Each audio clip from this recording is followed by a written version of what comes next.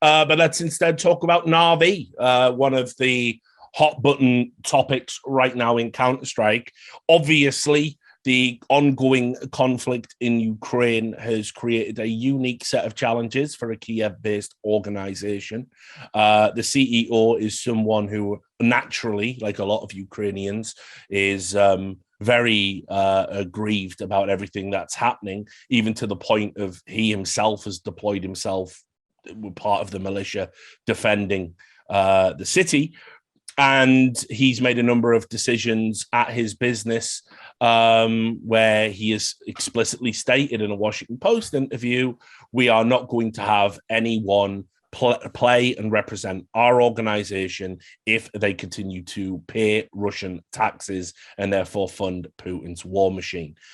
This obviously means that the 3 Russian players on the roster of what was the greatest team in the world, and of course the Stockholm major winners, they are now being expected to relocate. But just before the major, Boombl4's wife said some pro-Putin, pro-Russian military things on social media, prompting Boombl4, their IGL, to have to come out and essentially denounce what she was saying that Russian people are brainwashed. The media here is very propaganda heavy. And so I hope everybody knows I have always loved Na'Vi. It's been an honor to represent this fantastic organization. And we will see what happens with me after the major. Spoiler, he was out on his arse. Na'Vi said they didn't want to have the reputational risk anymore of having Boombl4 on the roster. And so he is out and being replaced. There was obviously other news. Electronic and Perfecto have both agreed to relocate, with Electronic earmarked to take over the IGL role. So Buster strongly linked, but let's do it one stage at a time. By the way, on the one detail I want to point out, because I notice people always get this actually wrong. It's one of those things where, you know, as a journalist, you have to look at the actual facts. People always say that Electronic's wife said something in support of the war. False. If you ever look up the actual fact, I believe what she did was there's some like old boomer musician who said something along the lines of like, Russia doesn't start wars, they end them, or some sort of like fucking stupid, like random, almost sounded like some sort of idiom or something. When he said that, she liked his post, which, by the way, look, in intent, it obviously shares the sentiment, but it is not the same as her herself doing it on. So I'll just put that one out, because I think people conflated the two cases and they often get that one wrong, because that's why it's going to seem very bizarre that Electronic could stay. If she'd really herself said that statement, obviously that would be a fucking game changer. But the implication for me on that one is, as long as she shuts the fuck up, doesn't say anything, potentially he can still say in the team, is sort of the vibe I got. Yeah. Whereas I got the vibe, the Boombl4 wife example, like it seems like she's not under his control in any capacity and is going to do whatever the fuck she wants. Well, I mean, it's implied she might not even be his wife anymore. Nobody even bloody knows that. It sounds like it's on and off every week. Yeah, it's been a turbulent relationship. Yes. I think it's a nice way of framing it. Well, look, let's just start with this. Is this because you're the esports historian, is this the first instance of someone in esports being removed from a position because of something their spouse did? I feel like almost certainly. Like the craziest thing is, I was even trying to think, it's so rare. I was trying to think the only actual comparison in analog I could come up with, not even from esports, because you'll know this actual case. And again, a lot of people don't know this details. Actually, fucking Colin Kaepernick. If people don't remember, one of the details, the problem is it's such a long saga. You have to basically know the NFL like we do. You can't be someone who's coming in late on this one. But if you remember the order that it all went in, right? There was a period of time where he'd been out for a while and he really was actually going to have a chance to get tryouts. And one of the people in his corner was Ray Lewis, the legendary fucking middle linebacker, right? And what Colin Kaepernick unfortunately did that fucked his whole situation is right when Ray Lewis was trying to convince the Ravens to take him as, I think, like the backup quarterback or whatever, behind Joe Flacco, I think, at the time. Right when he was trying to do this, the wife or girlfriend of Colin Kaepernick, I forget which she was at the time, made a tweet where it was just fucking like the Ravens owner, Andre Lewis, like, giving him a back rub. And then he just took like that picture and just put it next to like the fucking Samuel L. Jackson character from Django Unchained and the Leonardo DiCaprio character. And just that tweet alone, I'm not joking, it was implied that just killed that deal dead instantly. Because unsurprisingly, that owner just woke up like, maybe I won't give this fucking guy a chance, actually, even though it wasn't technically Kaepernick who said it himself. So that's the only analog I can think of, mate. Because as he says, say in this particular scenario, like the weirdest part about the sort of anger against this, I get the sentiment that you don't like it, but the problem I have with this is you're almost implying that like men control women in that scenario. Like at the end of the day, like how can he stop her from tweeting it, if you know what I mean? Like, I don't read it. I find it I think it's a very complicated scenario because it's almost treated again as if he said it. It's like they keep conflating the stories together, it feels like. Yeah, I mean, for me, it's really tough because it's like, yes, this idea that, you know, you're married. So like obviously, I think a spouse should have kind of enough respect for you to, you know, maybe understand that you're in a difficult position. For sure. I think there's a lot of naivety involved in that regard, yes. You know, we've seen it in politics where people's partners tweet or say inappropriate things and, you know, I want to, the Conways, that's a whole fucking mess, isn't it, right there, you know? And so obviously that, there are these issues where you want your partner to kind of be on side, but equally, it's like you say, it's a marriage. It's not like some fucking weird relationship where Boomich has like complete dominion over what she can and can't say or can and can't think. And you know, at the end of the day, it does make me a little bit squeamish if we're going to start expanding the ring of punishment now reaches out to. Dude, it gives me sort of Chinese vibes of the sort of like fucking the society of fear, where it's like, oh, it's not just enough that like you said it. Oh my god, a family member of yours said it, so now you must be punished collectively. Like, what are we doing? Like the fuck? Again, look, I totally get the optics are terrible if you are Na'vi, of course, if you keep the guy, because there's the other thing to say. If you're a Western fan, you're not going to know this because you're not reading all the Russian tweets and you're not on VK. There's the other thing. Forget Reddit and Twitter. You have to be on sites like VK, their Facebook. The problem a lot of people don't know is this, and you might have seen a little bit of it bleed out with Simple's changing feelings on this matter, is there is also constant pressure from people who I would imagine would describe themselves as Ukrainian nationalists, of all the esports people from Ukraine. If they themselves aren't already overtly taking that tack, there is constant pressure of like, why aren't you decrying this? Why aren't you speaking out against this? Why? I've thought there's some of the people, if people don't know, were even talented, who are sort of like, you haven't said enough yet, though. All you've said, one of them even tried to imply like, all the Gambit guys should just say they're against war. What about this war? It's like, I don't think people know the like bubbling pressure under the surface out of our view on all these people. Like, they're essentially not people who are just in a situation just to give their own thoughts, like totally apropos of nothing. There's pressure constantly on them of what they say and scrutiny of how far did you go. Oh, it sounds maddening. Yeah, you know, it's really fucked up because it's like you say, there is this expectation that you have to come out and say these things. And I get, again, another thing that makes me really squeamish is like this idea of compelled speech. And I think it's very easy for us, you know, in our society, you know, in Britain, in America, in Europe, where, I mean, listen, it's not ideal. We all, you know, have heard the joke. We've got a license for that Facebook post. Yeah, we all know about that. But in general, if I want to criticize the government, if I want to go online today and say Boris Johnson's a cunt, or, you know, Joe Biden is senile, whatever it is, I'm totally fine to do that. Yes. In Russia, they've expanded these laws recently to include specifically talking about the Ukraine conflict, but they've always had very strong, you know,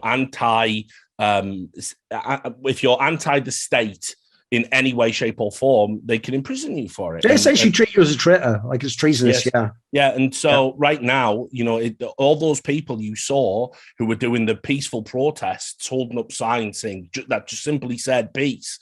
A lot of those people who were arrested have done 2 weeks in prison. And obviously, I have no doubt are on a list of some sort now and are going to be monitored. So listen, I understand. Yes, it's incredibly moving and brave and definitely a good and ethical thing to do, to call out tyranny. But if you live under said tyranny, it is also dangerous, and it is not your place as someone who enjoys freedoms to make demands of people that don't enjoy those freedoms. You know, I see it a lot. And so, first of all, Boombl4's apologized and made a statement, by the way, explaining why he hadn't said something sooner. He did everything you could do, as far as I can tell.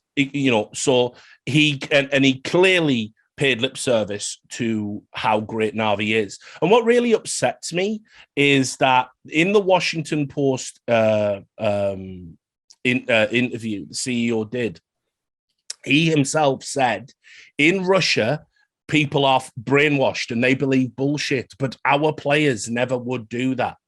Our players know the truth. And so he was initially saying, these guys here, like, we're going to help them relocate. They know it's bullshit. They don't support Putin. And that obviously at that time included Boombl4. And now, because of something his wife's done, it's like he's lost the good graces because she's not even associated with Na'Vi. She doesn't. I know, she's not in esports. Yes. So,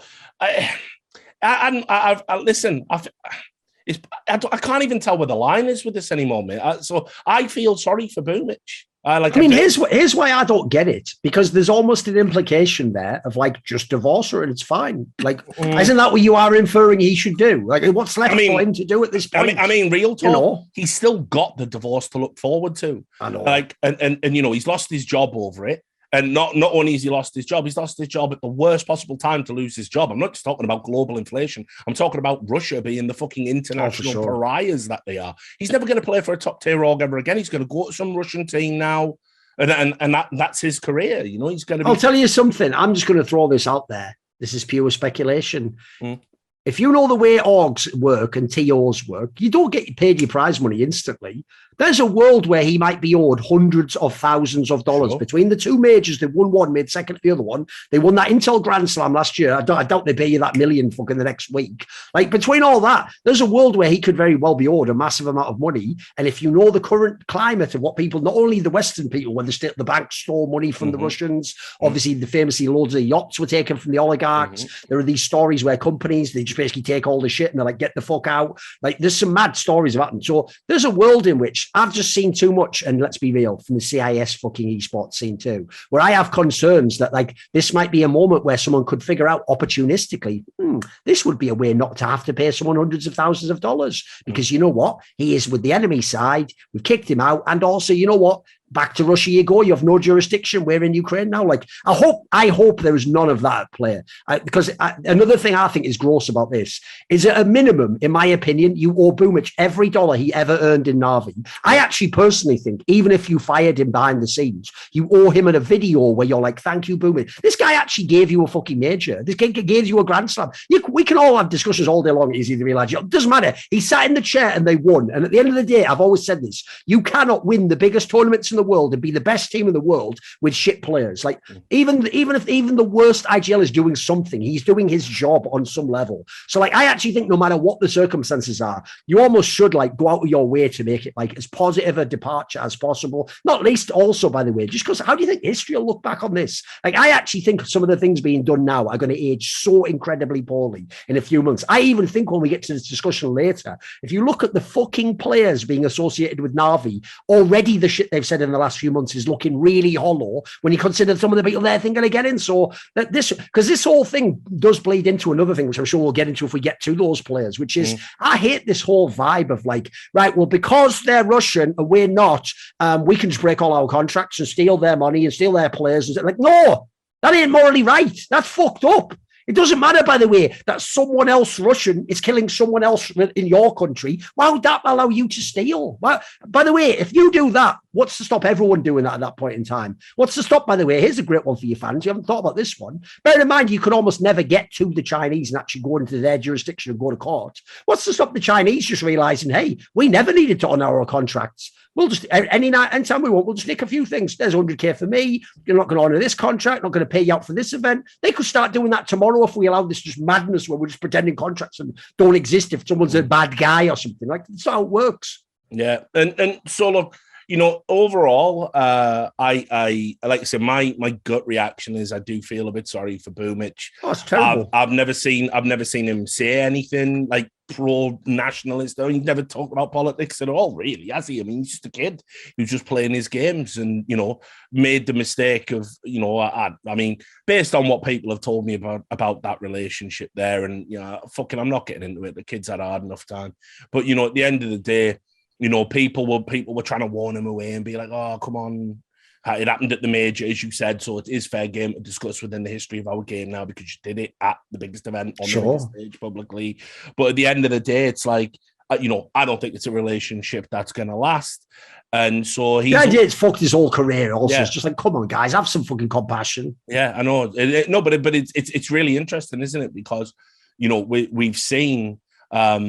I think very, very different reactions, you know, for like from people. You know, obviously Device had his issues, you know, when he moved to NIP, and there's some parallels here. Sure. And, you know, you really find out where people's kind of like, you know, consistency, you know, like part of their brain is based on the reactions. I saw some very unsavory fucking comments about this, you know, which is just fucked up.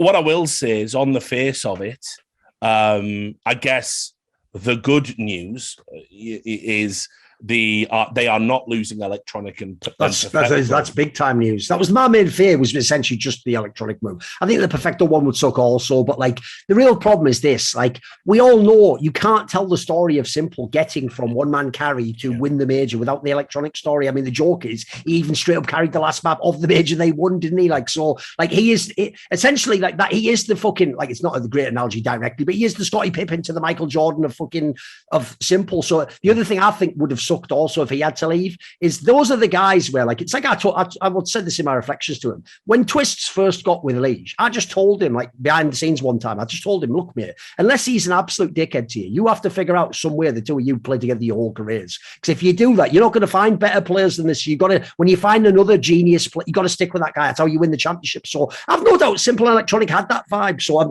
that's the one good thing, as you say, that comes out of this, is like, look, of all the people, it sounds fucked up, but if I had to pick of the three to lose, I would have picked Boomich. Yeah. So it's still good. Like, this means Na'Vi can still be an amazing team. Like I said on Twitter, mate, just that the 4-man lineup minus an IGL, mate, first of all, it's an IGL's dream if you're going to join a team. It's fucking amazing, that lineup of players. And already those four, you look at that and you're like, put anyone in there, surely they're going to be a contender still. It's mega, that lineup. Want to see more cool, funny, interesting clips based on topics from my content? Well, subscribe to this channel then, or, you know, be a pleb and don't.